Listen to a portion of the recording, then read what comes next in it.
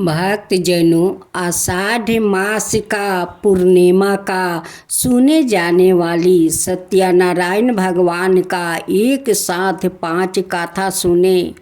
इस सत्यनारायण भगवान के गाथा सुनने से आपका घर में सुख सुविधा, सत्यनारायण भगवान हमेशा आपका घर में भरे रहेंगे, कभी कमी नहीं होने देंगे। तो भक्तजनों, इस सत्यनारायण भगवान का गाथा आप जरूर सुने।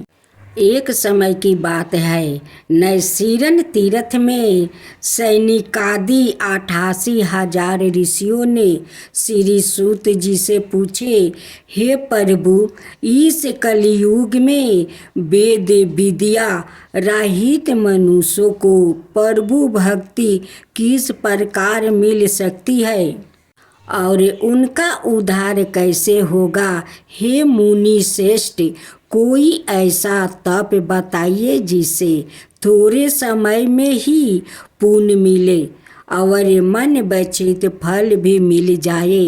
इस प्रकार की गाथा सुनने की हम इच्छा रखते हैं।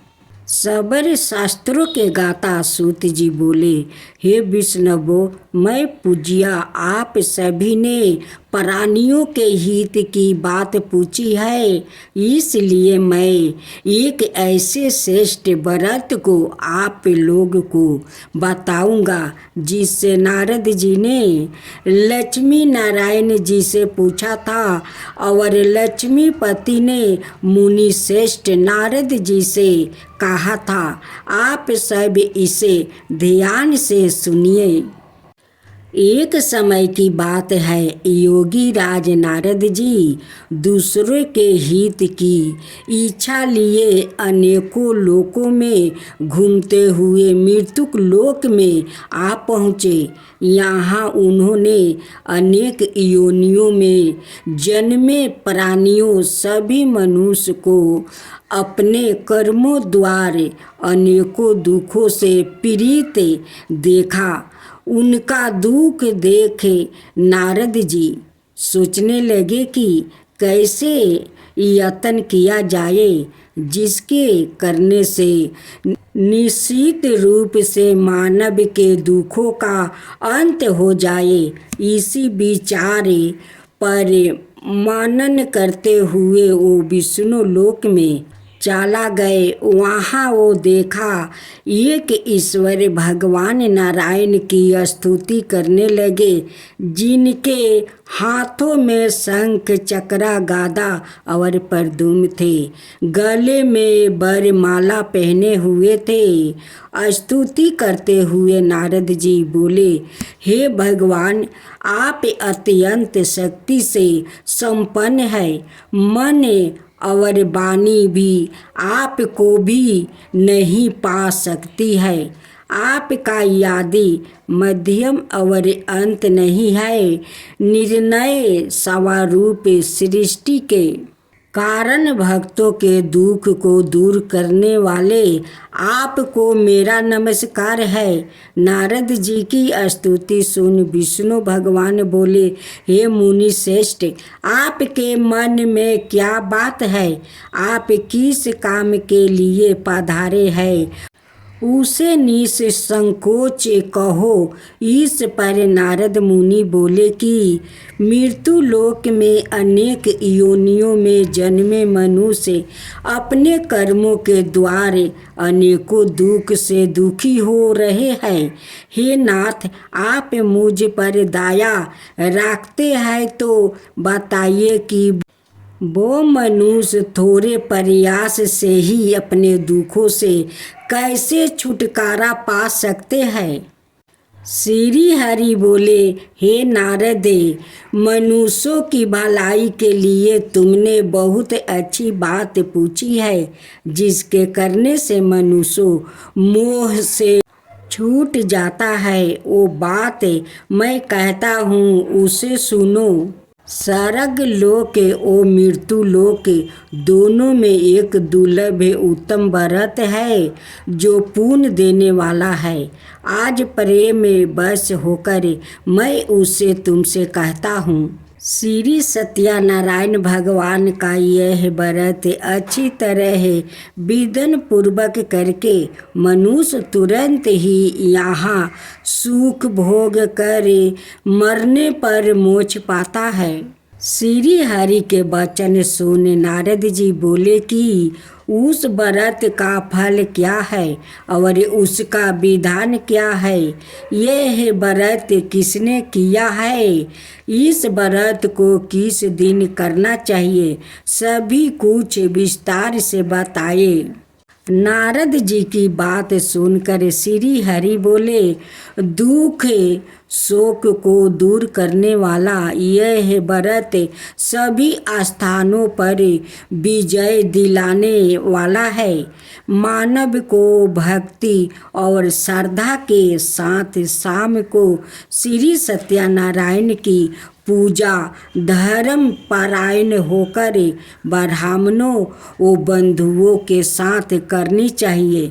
भक्ति भाव से ही नैवेद्य केले का फल, घी, दूध और गेहूं का आटा सवाए ले। गेहूं के स्थान पर साठी का आटा, शक्कर और गुड़ लेकर सभी भक्षण योग्य पदार्थों को मिलाकर भगवान का भोग लगाए। ब्राह्मणों सहित बंधु बंधुओं को भी भोजन कराए। उसके बाद सवाए भोजन करे। भजन कीर्तन के साथ भगवान की भक्ति में लीन हो जाए। इस तरह से सत्यनारायण भगवान का यह व्रत करने पर मनुष्य की सारी इच्छाएं निश्चित रूप से पूरी होती है। इस कली काल अर्थात कलियुग में मृत्यु लोक में मोक्ष का यही एक सरल उपाय बताया गया है। श्री सत्यनारायण भगवान की जय। अब दूसरा अध्याय। सूत जी बोले, हे ऋषियों, जिसने पहले समय में इस व्रत को किया था उसका इतिहास कहता हूँ, ध्यान से सुनो। सुंदर काशीपुरी नगरी में एक अत्यंत निर्धन ब्राह्मण रहता था।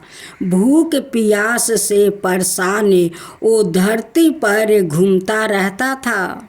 ब्राह्मणों से प्रेम करने वाले भगवान ने एक दिन ब्राह्मण का भेष धारण करे उसके पास जाकर पूछा, हे बीरबा, नित दुखी होकर तुम पृथ्वी पर क्यों घूमते हो?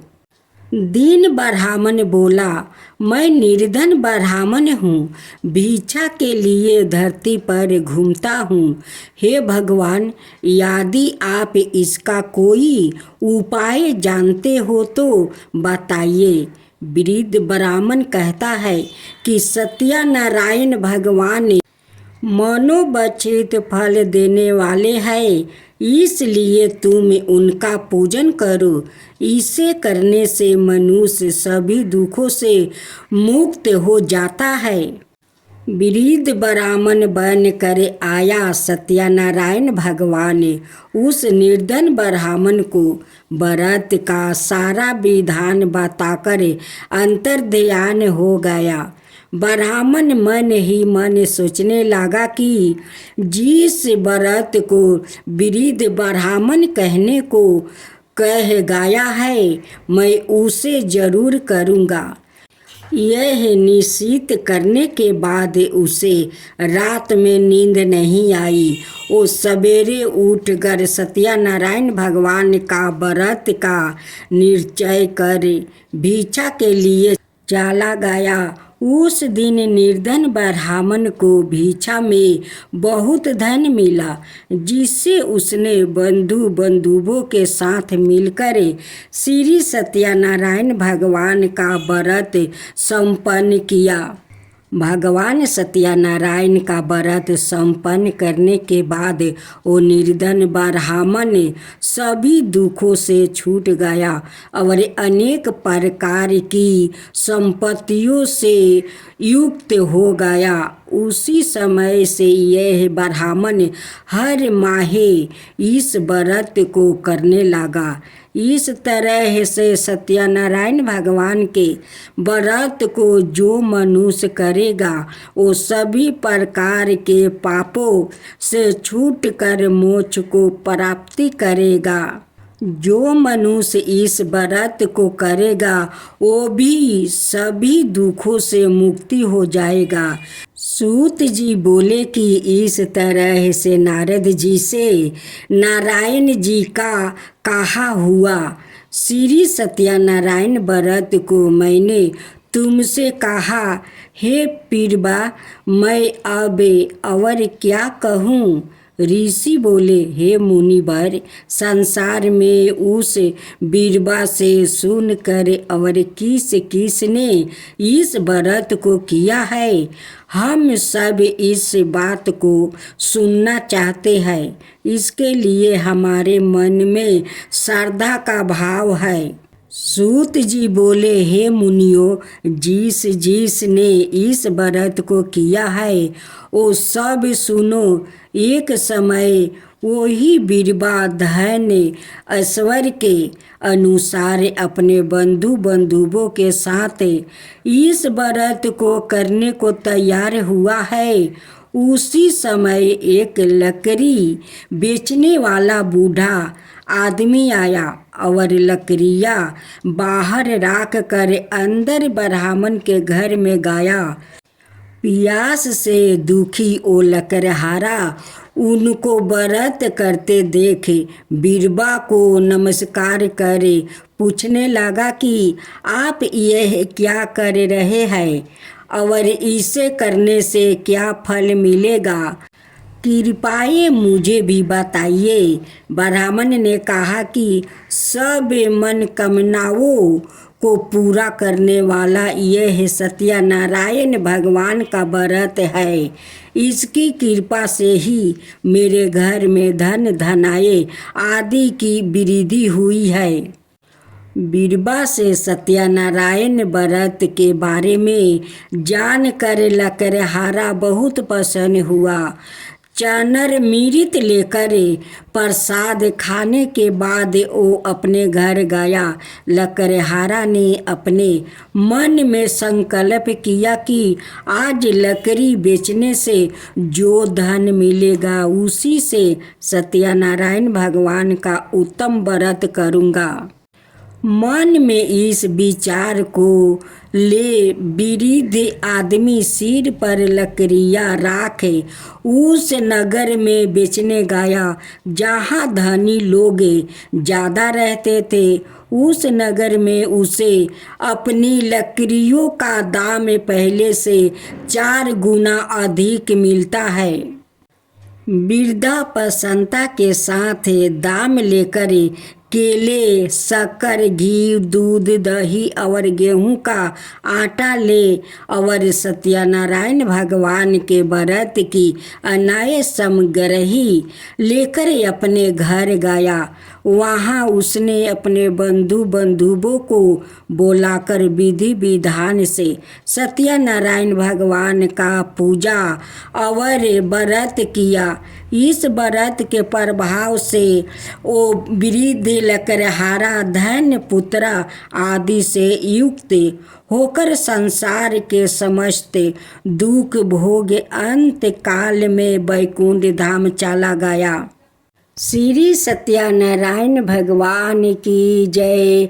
गौर गणेश जी की जय। सूत जी बोले, हे श्रेष्ठ मुनियों, अब आगे की कथा कहता हूँ।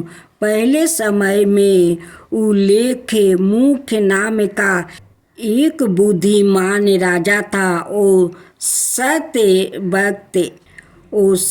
भक्त और जितेंद्रिय था, प्रतिदिन देव स्थानों पर जाता और निर्धनों को धन देकर उनके कष्ट दूर करता था। उसकी पत्नी कमला के सामने मुख वाली और सती साध्वी थी। भरदाशिला नदी के तट पर उन दोनों ने श्री सत्यनारायण भगवान का व्रत किया। उसी समय साधु नाम का एक वेश्या आया। उसके पास व्यापार करने के लिए बहुत सा धन भी था। राजा को व्रत करते देखकर वो विनय के साथ पूछने लगा, हे राजन, भक्ति भाव से पूर्ण होकर आप यह क्या कर रहे हैं? मैं सुनने की इच्छा रखता हूँ, तो आप मुझे बताइए। राजा बोला, हे साधु, अपने बंधु बंधुओं के साथ पुत्रादि की प्राप्ति के लिए एक महान शक्तिमान सत्यनारायण भगवान का व्रत वो पूजन कर रहा हूँ। राजा के वचन सुन साधु आदर से बोला, हे राजन, मुझे इस व्रत का सारा विधान कहिए। आपके कथन अनुसार मैं भी इस व्रत को करूँगा। मेरी भी संतान नहीं है और इस व्रत को करने से निश्चित रूप से मुझे संतान की प्राप्ति होगी। राजा से व्रत का सारा विधान सुन व्यापार से निवृत्त हो वो अपने घर गया। साधु वेश्या ने अपनी पत्नी को संतान देने वाले इस व्रत का वर्णन कह सुनाया और कहा कि जब मेरी संतान होगी तब मैं इस व्रत को करूँगा। साधु ने इस तरह के वचन अपनी पत्नी लीलावती से कहे। एक दिन लीलावती पति के आनंदित हो संसारिक धर्म में परावृत्त होकर सत्यनारायण भगवान की कृपा से गर्भवती हो गई। 10वें महीने में उसके गर्भ से एक सुंदर कन्या ने जन्म लिया। दिनों दिन वो ऐसे बढ़ने लगी जैसे कि शुक्ल पक्ष का चंद्रमा बढ़ता है। माता पिता ने अपनी कन्या का नाम कालावती राखी।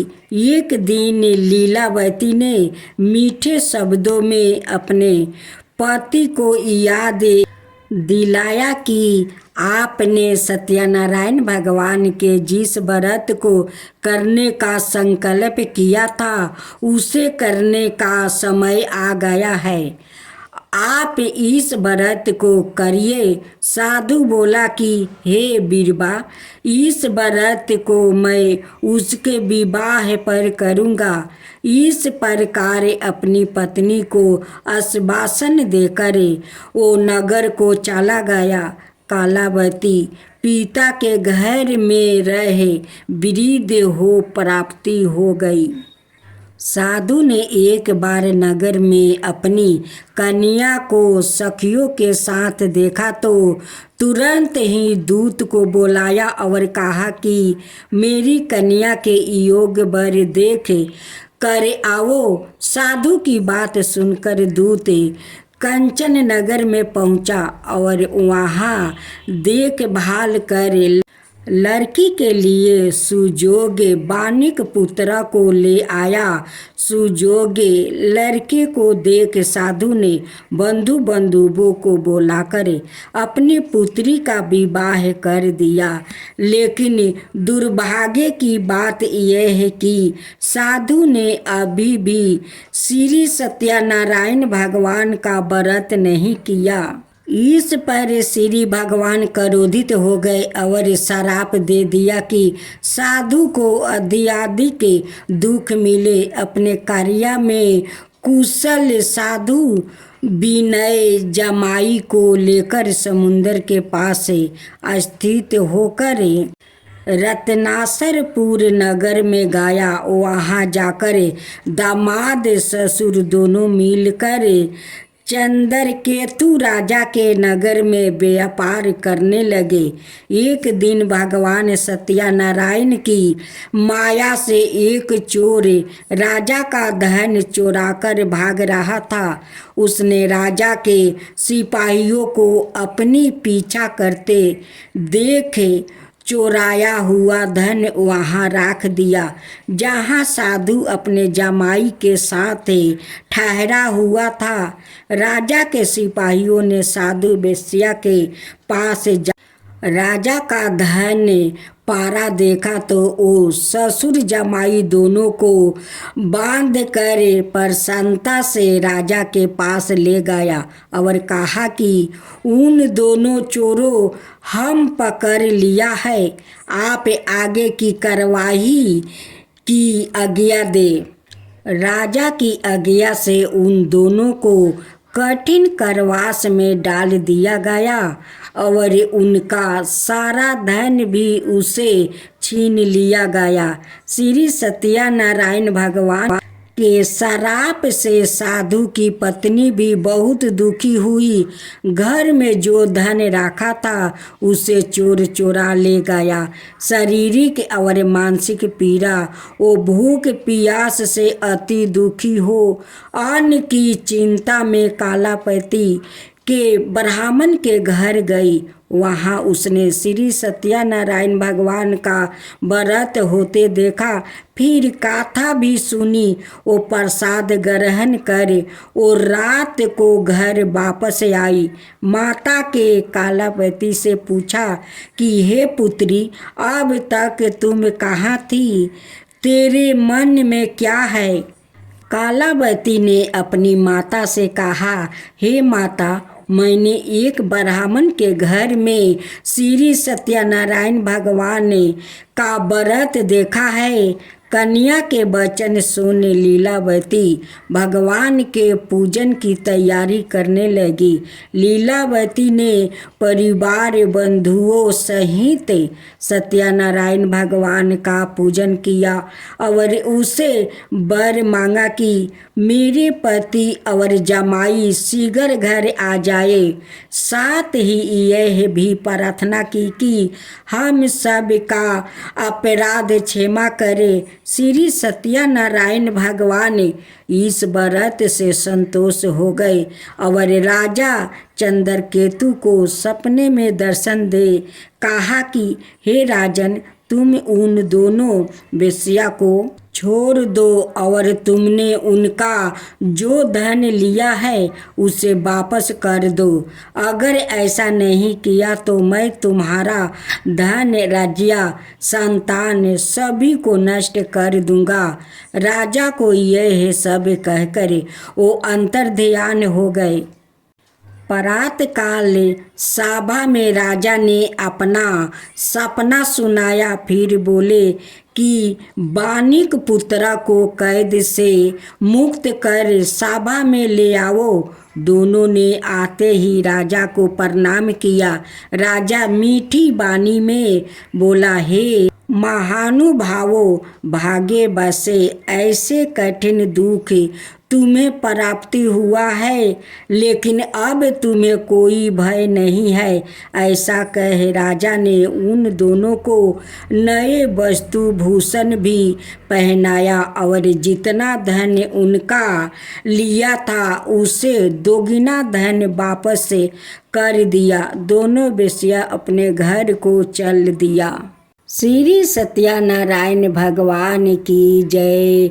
गौर गणेश की जय। अपनी यात्रा आरंभ किया और अपने नगर की ओर चल दिया। उनके थोड़ी दूर जाने पर एक दंडी भेषधारी श्री सत्यनारायण ने उनसे पूछा, हे साधु, तेरी नाव में क्या है? अभी बानी मानी के हंसता हुआ बोला, हे डंडी, आप क्यों पूछते हो? क्या धन लेने की इच्छा है? मेरी नाव में तो बेल पत्ते भरे हुए हैं। वेश्या के कठोर वचन सुन भगवान बोले, तुम्हारा वचन सत्य हो। डंडी ऐसे वचन कहे वहाँ से दूर चला गया। कुछ दूर जाकर समुंदर के किनारे बैठ गया। डंडी के जाने के बाद साधु वेश्या ने नित्य क्रिया के पश्चात नाव को ऊंची उठाते देख कर अचंभा माना और नाव में बेलपते आदि देख वो मूर्छित हो जमीन पर गिर पड़ा। होश आने पर वो अत्यंत शोक में डूब गया। तब उसका दामाद बोला कि आप शोक ना मनाए, यह डंडी का श्राप है, इसलिए हमें इनकी शरण में जाना चाहिए, तभी हमारी मनोकामना पूरी होगी। दामाद की बात सुनकर वो डंडी के पास पहुंचा और अत्यंत भक्ति भाव नमस्कार करके बोला, मैंने आपसे जो जो सत्य वचन कहे थे उनके लिए मुझे क्षमा दे। ऐसा कह कर महान शोकातुर हो रोने लगा। तब डंडी भगवान बोले, हे मानिक पुत्रा, मेरी आज्ञा से बार बार तुम्हें दुख प्राप्ति हुआ है, तू मेरी पूजा से मुक्त हुआ। साधु बोला, हे भगवान, आपकी माया से ब्रह्मा आदि देवता भी आपके रूप को नहीं जानते, तब मैं अज्ञानी कैसे जान सकता हूँ। अगर आप प्रसन्न है तो अब मैं समर्थ के अनुसार आपकी पूजा करूँगा। मेरी रक्षा करो और पहले के समान नौका में धन भर दो। साधु वेश्या के भक्ति पूर्वक वचन सुनकर भगवान प्रसन्न हो गए और उसकी इच्छा अनुसार वरदान देकर अंतर्ध्यान हो गए। ससुर जमाई जब नाव पर आया तो नाव धन से भरी हुई थी। फिर वो ही अपने अन्यायी साथियों के साथ सत्यनारायण भगवान का पूजन कर अपने नगर को चल दिया। जब नगर के नज़दीक पहुँचे तो दूत को घर पर खबर करने के लिए भेज दिया। दूत साधु की पत्नी को प्रणाम कर कहता है कि मालिक अपने दामाद सहित नगर के निकट आ गए हैं। दूत की बात सुन साधु की पत्नी लीलावती ने बड़े हर्ष के साथ सत्यनारायण भगवान का पूजन कर अपनी पुत्री कालावती से कहा कि मैं अपने पति के दर्शन को जाती हूँ, तू कार्य पूरा करे, शीघ्र आ जा। माता के ऐसे वचन सुन कालावती जल्दी से प्रसाद छोड़ अपने पति के पास चली गई। प्रसाद की अवज्ञा के कारण श्री सत्यनारायण भगवान रूठ हो गए और नाव सहित उसके पति को पानी में डुबा दिया। कालावती अपने पति को वहाँ ना पाकर रोती हुई जमीन पर गिर गई। नौका को डूबा हुआ देख वो कन्या को रोता देख साधु दुखी होकर बोले कि हे प्रभु, मुझसे और मेरे परिवार से जो भूल हुई है उसे क्षमा करें।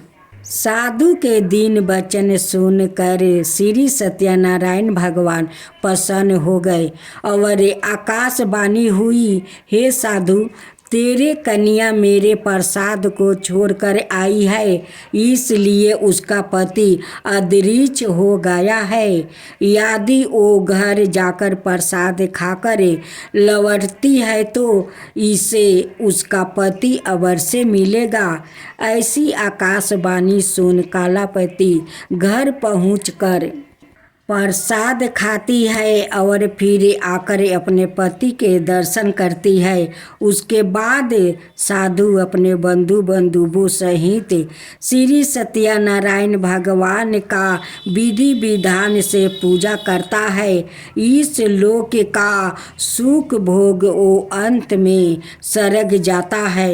श्री सत्यनारायण भगवान की जय।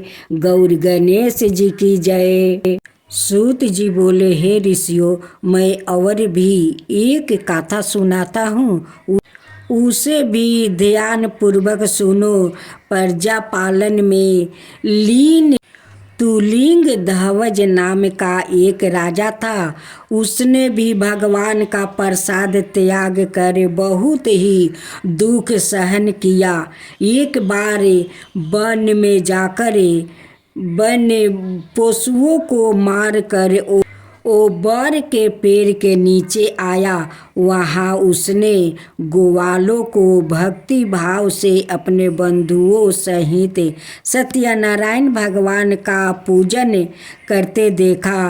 अभिमान वश राजा ने उन्हें देख कर भी पूजा स्थान में नहीं गया और ना ही उसने भगवान को नमस्कार किया।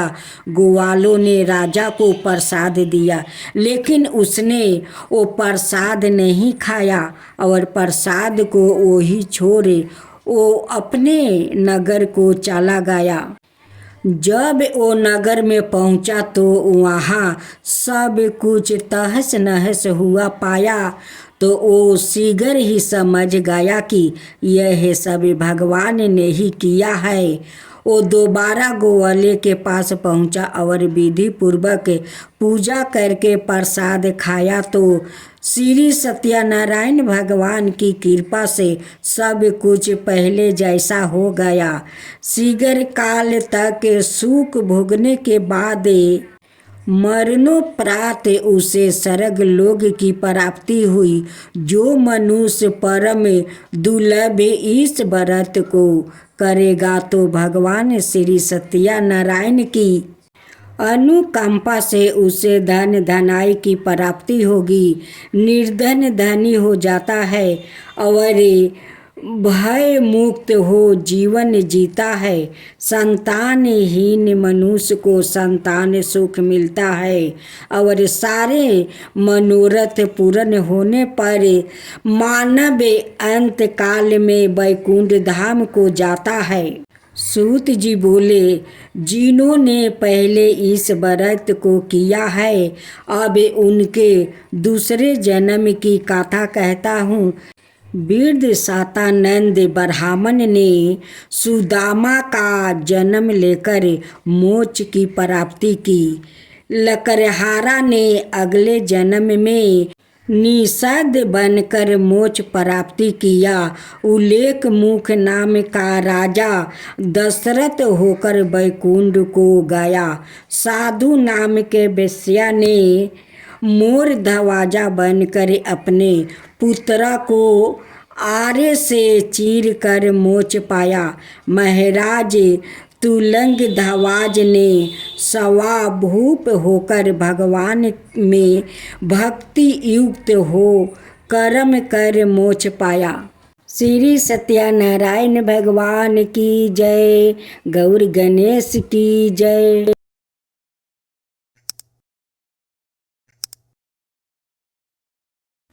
ओम जय जगदीश हरे स्वामी जय जगदीश हरे। भक्तों जन के संकट क्षण में दूर करे। ओम जय जगदीश हरे। जो दावे फल पावे दुख विनाश मन का। सुखी संपत्ति घर आवे कष्ट मिटे तन का। ओम जय जगदीश हरे। माता पिता तुम मेरे शरण कहूँ किसकी। तुम बिना और न दूजा आस करूं मैं किसकी। ओम जय जगदीश हरे। तुम पुराण परमात्मा तुम ही अंतर्यामी। पार बरिमा परमेश्वर तुम ही सबके स्वामी। ओम जय जगदीश हरे। तुम करुणा के सागर तुम पालन करता। मैं सेवक तुम स्वामी कृपा करो भक्तो।